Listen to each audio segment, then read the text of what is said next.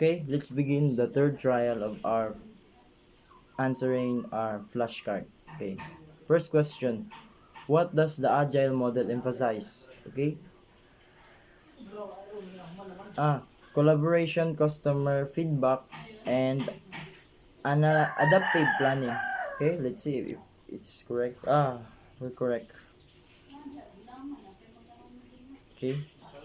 Next, what type of approach does the waterfall model follows? Okay. The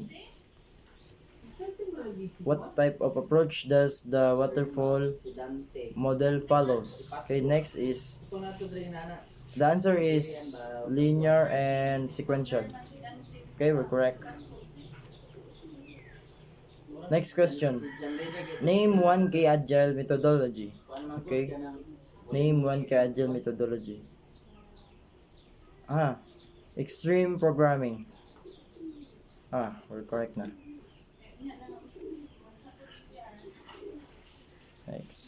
Next, it is an agile model that iterative and flexible approach where development is divided into small increments is also called blank. Okay, what is this? Sprint. Okay, it is sprints. Okay, next question. What key agile methodologies that uses a visual board to track progress and workflow? Okay, answer is Kanban. Correct. Answer is Kanban. Next question.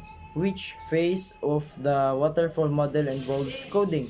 Which phase of waterfall model involves coding? Implementation. Okay. Implementation. Next question. What are the two models that has two distinct approaches to software development, each with its own methodologies? Okay.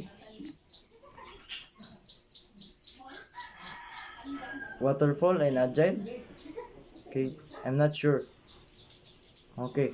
Chamba. Next question.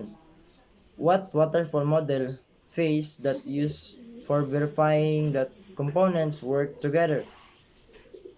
Okay. Integration and testing. Okay, correct. Next question. What is the primary focus of Kanban methodology? Okay, the primary focus of Kanban methodology is visualizing and tracking progress. Okay, correct.